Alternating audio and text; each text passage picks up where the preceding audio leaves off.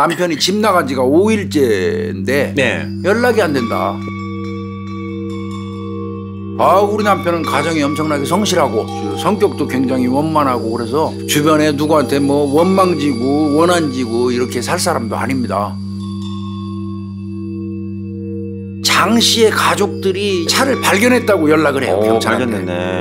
트렁크를 딱 열었더니 박스가 딱 세워져 있어요. 박스 딱 걷어놓으니까 그 안쪽에 얼굴에 비닐봉지를 쓴 장 씨의 시신이 있었던 겁니다. 아이고야. 피해자 주변 봐야 될 거 아니야. 제가 창피해서 말씀 못 드렸는데 내 남편은 저 전주에서 유명한 사기도박 기술자입니다. 타짜예요? 타짜야.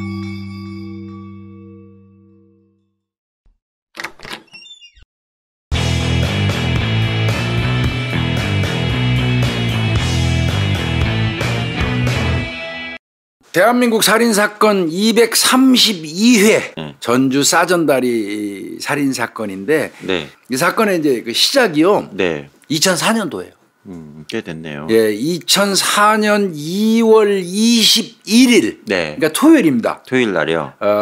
전주 그 평화지구대에 어떤 여성이 들어와갖고 남편 실종 신고를 해요.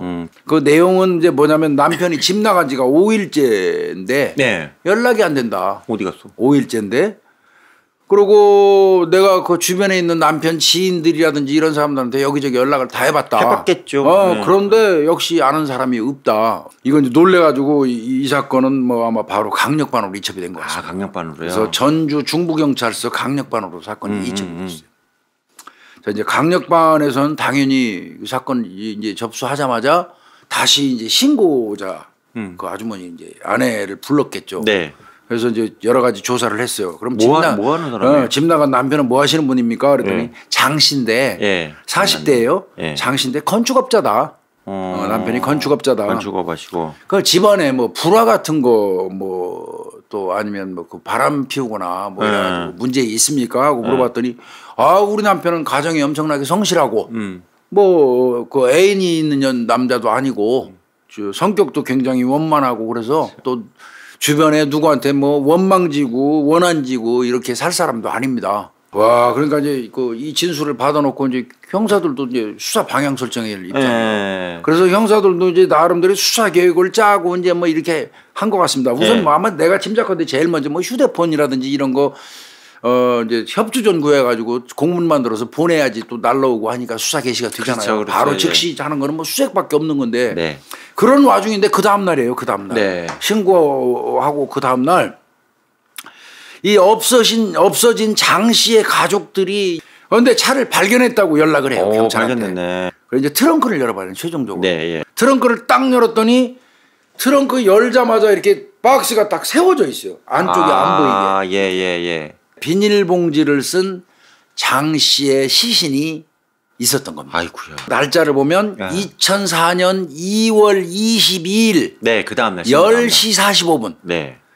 전주 완산구 천변 공영주차장에서 무쏘가 발견된 거고 무쏘 안에서 시신이 발견된 겁니다. 트렁크 속에서. 거기 세워져 있던 게 앞을 가리고 전면을 가리고 이 박스는 겉에 먼지가 뽀얗게 이렇게 누적돼 있는 먼지.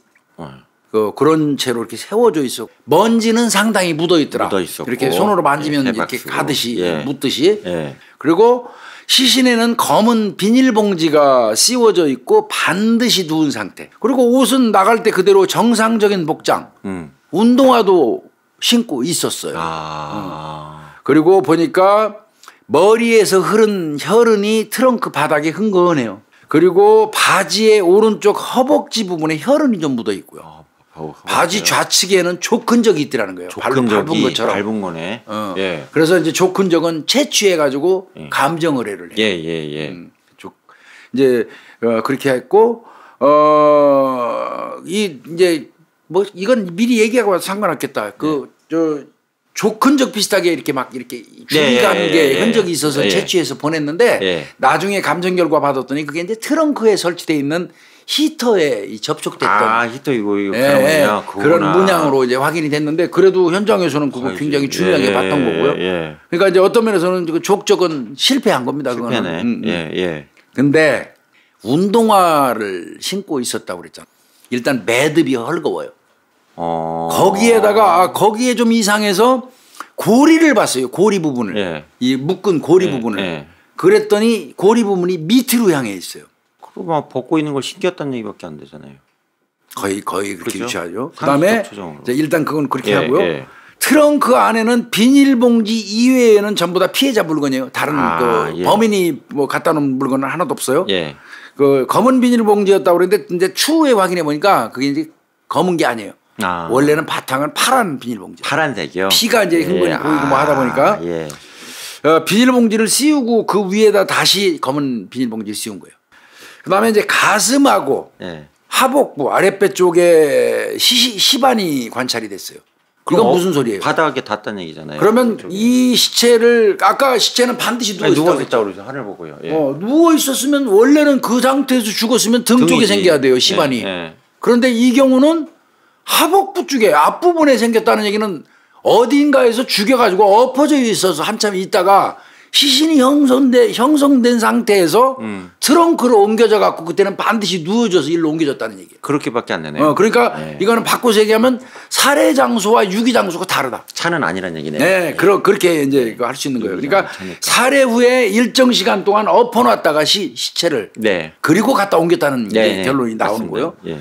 그다음에 좌우 눈 부위에 타박으로 부은 상태가 있어요. 맞은 겁니다. 많이 맞았네.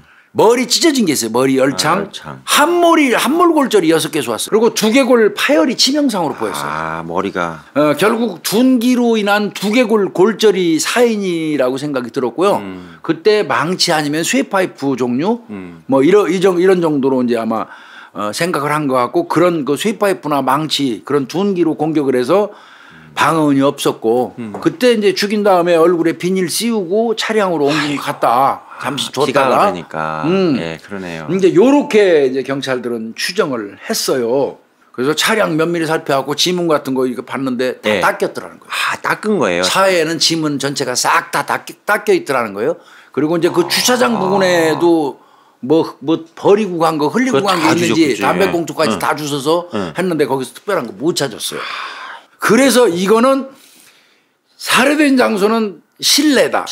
양말바람이 있었다. 그리고 범인이 신긴 것이다. 끈 모습으로 볼 때. 네. 그러면 이거는 실내에서 죽었고 그 이후에 주차장으로 옮겨졌다. 이건 분명해요. 네. 그리고 단단히 매지 않았다는 거, 헐겁게 맸다는 거는 이건 범인이 신겼을 가능성이 많은 거예요. 네. 차량 발견 현장이나 차체에 별다른 다툼이 이제 없었다. 그 다음에 아까 말씀드린 것처럼 가슴과 하복부에 시반이 형성됐다. 이건 사망 후에 엎어졌다가 발견될 때는 반드시 누워서 발견됐잖아. 네. 근데 시반이 배 쪽에 있었다는 얘기는 살해한 장소가 실내인데 어디선가 죽인 다음에 그 사람은 엎어진 상태로 있었던 거야. 일정 시간 엎어졌을 일정 시간. 예. 그거를 이제 다시 이제 트렁크로 옮긴 거다. 그때 이제 반드시 누운 형태로 온 것이다. 이렇게 보고. 그러면 실내라면 대체로 면식범이다. 그렇죠. 아니까 아는 집이니까 들어갔죠. 아는 곳이니까 저 신발 벗고 들어갔죠. 네. 그렇잖아요. 예. 그래서 면식범 가능성이 대단히 높다. 대단히 높다. 그래서 이제 이렇게 생각한 것 같습니다. 집 아내가 집 나갈 때 남편이 어디 간다고 이제 얘기하고 갔으니까 네. 이 사람을 피해자를 불러내서 실내에서 둔기로 살해한 이후에 이제 처리하고 시간 들여서 차체 다 닦고 이제 그렇게 도망간 걸로 보이는 거예요. 그러면 이제 이 사람 피해자가 도대체 뭔가 이제 피해자 주변 봐야 될 거 아니에요. 네. 면식범으로 추정된다면 특히나 피해자를 봐야죠. 이제 건축업자니까 남편 거래하는 사람, 집 줘준 사람 뭐 이거 좀 알려주세요 했더니 네. 아내가 코를 퍽 빼고더니 사실은 제가 거짓말했어요 그러는 거야. 뭔 거짓말이에요? 그때 아내가 이상하더라는 거야 경찰들이. 건축업자라며. 뭘 거짓말하신 거예요? 그랬더니 사실은 내 남편은 건축업자가 아니고요. 제가 창피해서 말씀 못 드렸는데 내 남편은 전주에서 유명한 사기도박 기술자입니다. 타짜예요? 타짜야. 그러니까 이제 그 사람을 상대로 해보니까 내연녀도 있어요. 내연녀도 없고 내연녀도 있고. 그러면 이제 이 수사는 어디로 집중되겠습니까? 도박판이죠 뭐. 내연녀 및 주변의 사기 도박꾼들한테 집중이 될 수밖에 없죠. 그렇죠? 그리고 이 사람한테 사기당해서 돈 잃은 사람들 최근에 다 찾아야 될 거고. 그래서 아내한테 좀 더 자세히 물어보니까 네. 아내 얘기가 이제 남편이 아내하고 헤어질 때부터 이제 마지막 만난 거 아니겠어요? 생전 시에 만난 건 아내일 거 아니에요. 네, 마지막이죠. 그 아내를 물어보면서 이제 어떻게 그럼 남편이 나갔는지부터 얘기해 보십시오. 그랬더니 남편이 집에 있다가 팔복동에 일이 있어서 간다 했대요. 전주 팔복동에 일이 있어서. 팔복동에 일이 있어서 간다고 딱 나서는데 네. 그 행색이 그 옷 입고 딱 준비해 가지고 나가는 폼이 아, 또 도박하러 가는 거구나. 그동안 수없이 남편이 도박하러 가는 모습을 지켜봤으니까 그 모습 행색 그게 딱 나올 거 아니에요. 그래서 아, 남편이 또 도박하러 가는구나. 이렇게 생각을 했다는 거예요. 네. 그렇게 했는데 복잡해지네. 남편이 나가고 나서 얼마 안 있다가 은행에서 이제 한 300만 원 인출한 게 이제 발견됐거든요. 그거는 당연히 도박 자금으로 쓴 걸로 알았대요, 아내는. 남편이 원래 도박꾼이니까. 근데 교수님 그럼 거기 도박판에서 만난 애는 다 안 만났다고 할 거 아니에요. 이게 불법이니까. 이제 그건 따져봐야죠. 그 도박꾼들을 상대로 탐문하는데 그게 잘 되겠습니까? 안 될 것 같아요. 어떤 도박꾼이 만났어도 만났다고 얘기하려고 한 놈도 없어요. 이거. 누가 해 그걸. 만나면 그거 같이 도박한 게 나오니까. 아, 골차보다 이거. 그러니까 거의 다 모르세요, 이거. 다만 그 도박꾼 뭐 거의 모르세지만 이제 인간성 같은 거 관련돼서는 이제 대답들을 한 모양이야. 저 죽은 장 씨가 비록 사기 도박꾼이었지만 네. 성격이 아주 원만했대요. 그래서 뭐 원한을 누구한테 가질 만한 그런 사람은 아니었답니다. 하여튼 근데 분명한 거는 이 사람은 아주 전주에서가 아니라 전북 지역에서 유명한 도박꾼이래요. 도박 기술자라고. 그러니까 이제 이 경우는 탐문해가지고 얻을 수 있는 거 이제 별로 없어. 없네. 그래서 할 수 없이 이 사람 휴대전화 통화 내역을 이제 뽑아. 통화를 하니까요. 그래서 이제 거기에 뜬 사람은 또 다 조사해야 돼. 한 100여 명이 나왔어요. 어마어마하게 나오네. 거기다가 이제 전북 지역만 해서는 안 되잖아. 광주도 또 인근이잖아. 그렇죠. 그러니까 광주, 전주 지역에 있는 이 도박 전과자들, 도박꾼들을 다 뽑았더니 300명 이상이에요. 맞네. 증거물수사가 이제 좀 있어요. 증거물수사. 네. 차량 트렁크 속에 있던 시신 가리개용이 있었죠. 네, 아까 막을 안 보이려고 한 그 가리개용 이제 그게 봤더니 뭐였냐면 BYC 박스예요. 그걸로 다 가려놓은 거야. 한 번도 쓰지 않은 거. 새 거라고 그러셨어요. 새 거라고. 그리고 아까 그 형사가 딱 찍어봤다고 그랬지. 먼지가 손끝에 딱 찍어졌다고 그랬죠. 오랫동안 쌓여가지고. 요거는 상당 기간 창고에 그대로 사용하지 않은 채 서 있었다는 얘기야. 그렇죠. 요건 이사가 자주 있는 이런 아파트 이런 데보다도 개인 창고주택 같은 데 있지. 그런 데에다가 오랜 시간 동안 보관되어 있었을 가능성이 많은 박스야. 네. 그러니까 즉 말하면 용의자로 추정되는 놈이 아파트에서 범행해서 갖다 놓은 것 같지는 않아. 개인 창고가 있는 사람을 개인 창고가 있는데 오랫동안 있던 박스 같아 이거. 네. 아파트는 아닌 것 같아. 그러니까 거주자를 아파트 거주자와 일반 주택 거주자로 또 분리하는 것도 수사에서 반은 털고 들어가는 거죠. 반 터는 거죠. 그렇게 또 털었어요. 네. 예, 아파트 거주자는 아니다. 범인이 만약에 범인이라면 이거는 일반 주택 거주자다. 그래서 당연히 BYC 본사로 그거 들고 가죠. 가서 봤더니 그거는 1995년 4월부터 1996년 6월까지 내복 포장한 거예요. 내복. 그래서 또 경로를 그 박스 이제 유통 경로를 또 추적을 해요. 경찰이. 누구죠? 예, 수사가 참 그래요. 어렵다.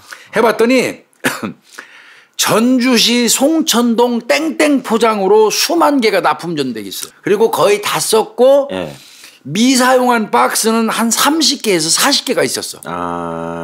그 중에 한 개가 쓰인 거예요 여기에. 이제 그러니까 이제 그 8년 전이지 96년도니까 96년도 8년 전이잖아요. 96년도 그 당시에 근무했던 직원들 소재를 전부 찾아요 또. 그래가지고 여분의 박스 유출 경로를 경찰이 수사에 들어갑니다. 야, 그거 종이 박스 가지고 어떻게? 근데 이건 역시 염 교수님이 예상하신 대로 실패했어요. 종이 박스 누가 기억도 흐리고 8년 전이니까요. 그다음에 직원도 그 당시 근무했던 직원들이 집에 붙어 있는 것도 아니고 여러모로 이게 좀 이게 굉장히 그때 실망했다고 그래요. 그래도 여튼 여기서 지금 그 얻은 건 분명히 있어요. BYC. 그러면 누군가의 집에 갔는데 누군가의 집에 3, 40개는 아니더라도 한 10개 정도의 이 BYC 내복용 요 동일한 박스가 거기 서 있으면 그 집에서 범행했을 가능성이 많으니까. 그런데 수사는 여전히 제자리인 거예요. 이제 그러니까 완전 막혔네 일단은 현재 상황. 죽을 맛이죠. 예. 그래서 이제 유사 사건이 혹시 있나 또 봤어요. 요거하고 비슷한 유사 사건 해결 못한 게 사건이나 뭐 이런 게요. 그런 사건하고 이제 대조 작업을 한번 해보려고. 그 당시에 북부서 전주 북부경찰 수사과장이었던 강윤경 수사과장이 자기가 미제 사건으로 해결 못하고 온 게 전주 북부서에 있을 때 해결 못하고 온 사건하고 요게 이상하게 비슷해. 그래서 대조를 하기 시작해. 자, 그러면 그 사건이 뭐였냐? 네, 뭐였어요? 1년 전이야. 이 사건이 나기 1년 전. 2003년이네요. 네. 1년 전에 전주 북부경찰서 관내에서 발생했던 68세 된 정씨 살인 사건이라는 게 있어. 정씨. 그 사건도 좀 못 잡고 있는 미제인 거죠? 이제 미검인데 그 내용은 뭐였냐면 2003년 3월 24일 날 1년 전에 거의 그러네요. 전주시 송천동에 공군 비행장 활주로가 있대요. 그 활주로 끝 지점에서 그 농수로가 이렇게 있는데 그 농수로 작업하다가 쌀포대에 담겨져 있던 그 시신을 발견한 사건이 있었어요. 아이고야. 그때 그 피해자의 상하차에 쌀포대를 각각 씌웠어 이렇게. 그래가지고 이 포대를 노끈으로 묶었었던 거야 그 시신이. 그리고 이제 지문으로 그때 그 사람 그 신원 확인을 했었는데 그래서 정씨라는 거 알았죠. 그 사람은 2003년 1월 24일 날 행방불명됐던 정씨인데 이 사람이 이제 3월 달에 한 2달 지나서 그렇게 포대에 쌓여갖고 노끈으로 묶인 채 발견이 됐었어요. 아이쿠야, 그때 그 사람은 맨발의 상하의는 입고 있었고 목도리로 입 둘레 부분을 돌려서 막았고 입을 막고 그러고 무릎 부분을 이렇게 결박을 했어요. 무릎 부분. 그다음에 양손도 묶어놨었어. 결박 형태가. 그다음에 좌측 이 머리 부분에 분쇄골 잘랐어. 그냥 다 깨졌다는 얘기네. 그다음에 이 갈비뼈도 9개가 부러지고 척추까지 부러진 형태였었어요. 그러니까 한 2달 정도 경과한 시신이었는데 그 당시에. 그때 그 신체에 묻었던 그 흙이 있었는데 기름기가 포함된 진흙 같은 거 있지. 우리 시궁창에서 시궁창 흙이 검었잖아. 근데 그 기름 저 정비센터 같은 데서 흘러내려가면 그 하수구가 그런 그 기름기 있는 검정색이잖아. 그게 신체에 잔뜩 묻어 있었어. 그래서 유사성, 동일성 여부를 이제 회의를 한번 해봐. 과수팀도 이제 같이 가서 거기 앉아 있었는데 과수팀에서는 저희가 볼 때는 유사성 별로 없는데요. 이제 이렇게 의견을 개진했고. 그러면 과장님은 이걸 깨야 될 거 아니에요? 그러니까 이제 강 과장 의견은 좀 달라요. 어떻게 이 사람은 또 어떻게 봤냐면 둘 다 사기 도박 기술자라는 점이었어요. 이 지금 정 씨가 사기 도박 기술자의 타짜예요. 먼저 북부서에서 발견됐던 정 씨도 사기 도박 기술자였습니다. 두 번째는 둘 다 무슨 전화를 받고 11시 전후에서 집을 나갔어요. 아내들한테 물어본 거예요. 점심 전에. 점심 전에. 둘 다 어디로부터 전화를 받고 11시경에 다 나갔어. 그리고 죽어서 발견됐어. 그 공통되네. 그게 공통되고 그다음에 나가자마자 돈 찾은 게 똑같아. 돈 바로 찾았어요? 그리고 그 돈이 시신 발견했을 때 다 없어졌었어. 그것도 똑같아. 그러네. 그다음에 둔기로 머리 맞은 거 똑같아. 물론 앞에 정씨는 갈비뼈 부러졌지만 이 사람은 이제 그런 건 아니지만 그래도 하여튼 둔기 공격 받은 건 맞아. 머리를. 머리가 그래도 제일 크잖아. 그렇죠. 사인 직접 사인에는. 그다음에 손이 뒤로 묶인 게 똑같아. 그리고 제일 이 강 과장이 그 주목해서 본 게 매듭을 봤어요. 묶은 매듭을. 매듭은 동일한. 매듭은 묶는 방식이 다 각각 고유의 특성이 있어요. 그게 비슷해요. 100%라고 말할 수 없지만 매듭. 근데 제가 매듭 얘기 무지 많이 해요. 맨 저번에도 하셨어요. 학교에서도 매듭 무지하게 가르쳤어요. 애들 매듭. 그다음에 죽인 다음에 반드시 제2 현장으로 유기하는 그렇죠. 수법. 사망 지역에도 발견된 건 아니잖아요. 그러니까 그다음에 하나같이 방어은이 없고 물론 둔기니까 방어은이 없겠지만 그다음에 이 사람들의 그 거주지를 한번 또 따져봤어. 장 씨는 전동이야. 전동. 그다음에 정 씨는 송천동이야. 그 근접해요. 동네가. 자, 장 씨는 아까 아내한테 팔복동 간다고 얘기했죠. 팔복동을 얘기했어요. 그리고 최종 통화자가 나왔는데 이제 여기서 사건이 발생했는데 팔복동이에요. 그러면 요 통화한 사람을 찾아야 될 것 같아. 그렇죠. 그랬더니 한 사람 딱 떠요. 한 명이 나온 거예요? 겹치는 놈이. 송땡땡이라는 놈인데 놈이라고 하는데 송땡땡이라는 사람인데 68세 남자예요. 68세고요. 정씨 먼저 죽은 정씨하고도 통화 기록이 있고 정 씨 최종 통화 지역 발견 지역에서도 네. 그러니까 정 씨가 살아생전에 마지막으로 통화한 장소 그 위치에 거기에도 있었고 네. 그 다음에 그 사람이 죽어서 발견된 그 그 장소 거기에서도 이 사람이 있었어. 그리고 자주 도박하는 사람이에요 이 사람. 이 송 씨도. 그러니까 이거는 좀 유사해 보이잖아.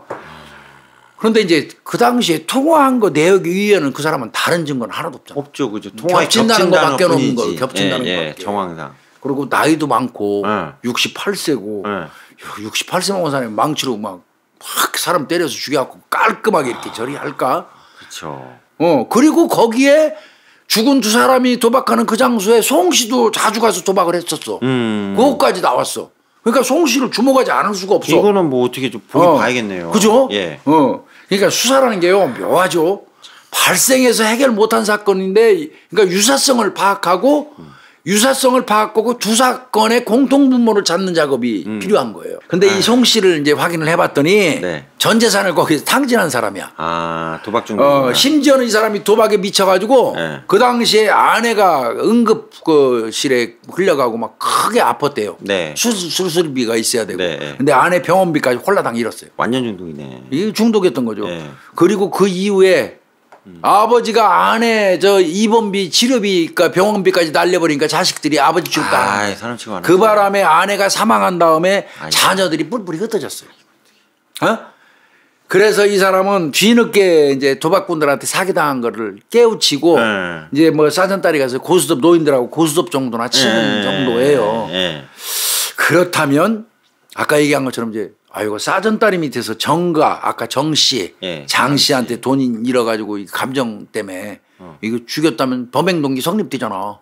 그래서 그 집을 갔어. 아닌 게 아니라 그 집 갔더니 허름한 단독주택이에요. 마당도 있어. 마당도 있고 부엌이네요. 그래서 만약에 집안에서 살해했다면 차가 마당까지 들어갈 수 있는 조건이라 해야 되거든. 집안에 살해했다면. 근데 마치 마당이 있는 거야. 들고 이동하기 어려우니까 시체를. 그잖아. 그 집안에 마당이 있으니까 조건은 좋잖아. 부합돼. 야 이거 마당 있다. 이거 좋다. 그래서 이건 차가 마당에 들어가는데 출입하는데 지장 없다. 이건 첫 번째 조건 성립됐어. 차는 일단 들어갈 수 있는. 들어갈 수 있으니까 그거 들어갔어. 딱 봤더니 마루가 이렇게 있는데 마루 앞에 천을 이렇게 두르고 있어. 마루 앞에 천으로 막아놨어. 그래서 아이고 이렇게 막아놨어요. 그랬더니 비가 들이치지 말라고 해놨다는 거야. 근데 그걸 내리면 집 안에서 무슨 일이 나도 집 안이 안 보여. 그래서 또 조건이 하나 또 성립이 돼. 가서 살펴보니까 그래서 눈으로 봐야 돼요. 형사들이. 야 이거 여러 조건이 성립하는 거야. 마당이 있다. 마루 위에 천 내려가지고 싹 내리면 집 안쪽에서 무슨 일이 나도 모른다. 이거 좋아. 자 이제 아들한테는 이제 부동산 왔다 오니까 다 둘러본다 그러는데 흔쾌히 승낙을 했단 말이에요. 그래서 쭉 살펴보는 중이야. 자 마당을 끼고 보일러실이 있어. 또 보일러실에 먼지를 이렇게 손가락으로 묻혀봤더니 곱게 쌓인 먼지가 아까 마치 BYC 박스 그 먼지하고 비슷하게 딱 찍혀. 성분도. 그게. 그래서 이제 쓱 물어봐. 저 보일러실에 있는데 창고는 혹시 없어요 여기? 창고. 그래서 창고 물어봐. 이렇게 물어봤더니 송 씨 아들이 저기 눈에 잘 보이지도 않았을 때 이 사람들한테 조그만 창고 하나 있어요. 우리 알려주더라는 거야. 그래서 그래요. 딱 창고 문을 여는 순간 그 박스가 있었던 거예요. 창고 왼편에 BY 박스가 여러 개가 쫙 나란히 쫙 세워져 있어요. 새 거가. 그 발견됐던 동일한 박스가 쫙 세워져 있어요. 이거 어떻게? 자세히 BYC 박스를 살펴보니까 10개 정도가 이렇게 세워져 있어요. 근데 10개 정도 중에서 한 개 박스 정가운데 이렇게 쪼르륵 서 있는데 박스 한가운데 자세히 살펴봤더니 똑 떨어지는 핏방울이 하나 보여. 그 형사니까 보이지 그게. 형사놈이니까 보이지.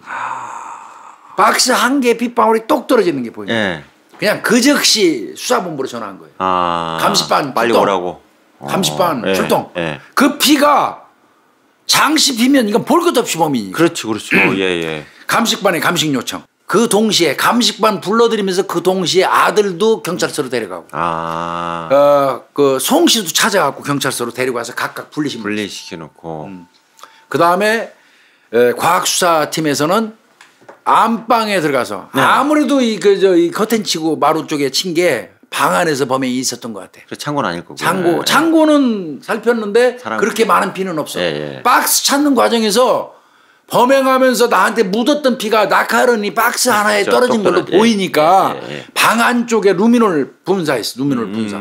그랬더니 방하고 벽에서 번쩍번쩍해. 아이고. 파란 빛이. 그럼 범행 장소는 안방이야. 거기서.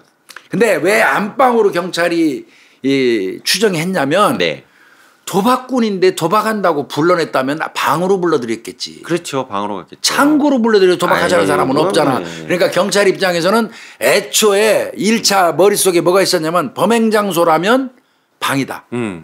이렇게 생각했기 때문에 방부터 루민을 때린 거예요. 그러니까 바로 그냥 번쩍번쩍해. 난리 났네. 뭐 이거 딱 나온 거 가지고 아들한테 너 안방에서 사람 죽었잖아. 아들부터 조지는 거야. 아들이 먼저 그냥 바로 자백하죠. 그 바람에 동시에 두 건이 해결돼 버립니다. 왜 그런 거예요? 왜가 나와야죠. 분명히 아까 얘기했지만 장 씨나 정 씨한테 돈 잃은 거 아니잖아. 성 씨는. 그런 게 아니 때문에. 감정이 실리고 하는데 왜 이 사람들을 죽이냐. 이게 이제 그거는 이 사람은 막연히 요런 식으로 야바이하고 해갖고 내 돈 따가는 새끼들이라는 원한이 있는 거야. 대상인 이 사람이 나한테 뺏어가고 그건 문제가 아니야. 요 도박꾼들. 야바이 꾼들에 대한 증오가 머릿속에 있었던 거예요. 그래서 그 감정을 품고 있다가 먼저 이제 그 앞전에 발견된 시신 사건 2003년 1월 24일 날 정 씨죠, 그분. 정 씨한테 전화해요. 돈 많은 사람이 있는데 같이 화투 치자. 뭐 도박꾼 입장에서는 그 빼먹자는 얘기잖아. 오케이, 땡큐네. 그래갖고 불러들인 게 자기 집이야. 집으로라. 집으로 불러들여서 그때 다락인데 벽 쪽에 손도끼를 숨겨놨었어. 손도끼를 숨겨놓고 자, 그 정 씨는 딱 와서 먼저 이제 돈 따먹을 욕심이 아직 안 왔다 그러니까 화투짝 탁탁 맞추고 있는 거야. 그 사이에 뒤로 슬쩍 가고 손도끼 꺼내서 그냥 그대로 뒤통수 가. 그러니까 방언이 날 게 없지. 그냥 콕콕꾸라진 사람 몇 대 더 보니 그냥 가격하고 발로 지지 밟아버리니까 늑골 같은데 다 부러지고. 그 상태에서 이제 시신은 어디다 놓냐면 그 앞에 마당에 있었다고 그러잖아. 텃밭도 있단 말이야. 텃밭에다가 잠시 묻어놨어. 그래서 까마귀 묻은 거야. 기름기 묻은 까마귀. 그랬다가 이제 다시 시신을 꺼내갖고 쌀포대에 넣어가지고 전동에 있는 그 비행장 그저 갈대밭에 유기한 거예요. 그때 이 정씨 같은 경우도 200만 원 들고 나갔단 말이에요. 그 200만 원도 꼴깍 먹어버리고. 그런데 이제 그게 검거가 안 됐던 거 아니에요. 그렇게 해서 있던 게 그때 북부서 강 과장이 일로 온 거예요, 이제. 이쪽 경찰서로 와서. 근데 어쨌든 자기는 뭐 용의자에서 빠져나갔고. 깔끔하게 이제 끝난 거지. 그러니까 이거 성공되네. 그렇게 1년이 지났어. 2004년 2월 16일 날 이 사건이죠. 장씨 유인할 때 똑같은 방법으로 부른 거예요. 그러고는 300만 원 갈취하고 아까처럼 비닐로 하고 해가지고 이 사람은 지가 차 끌고 왔으니까 무쏘. 그 사람 차에다가 트렁크에 넣고 싹 다 꺼내고 넣어서 그냥 그 사전다리 앞에 갖다 주차장에 유기한 거예요. 근데 이 사람이 휴대폰 조회를 우려해가지고 며칠 전부터 피해자들하고 연락할 때 공중전화 한번 전화했다는 거예요. 결국 이 범행에 사용됐던 손도끼는 마루 밑에서 발견했어요. 마루요? 그 앞에. 이 사건은요. 2004년도에 광주고등법원에서 무기징역 확정했습니다. 확정됐네요. 그래서 지금 요 송 씨 이 사람은 복역 중입니다. 교도소에서.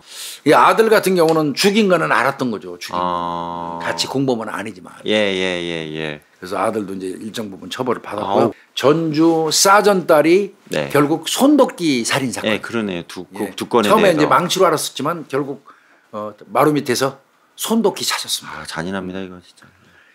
오늘 잘 들었습니다, 교수님. 요 정도에서 마치겠습니다. 고생하셨습니다. 수고하셨습니다.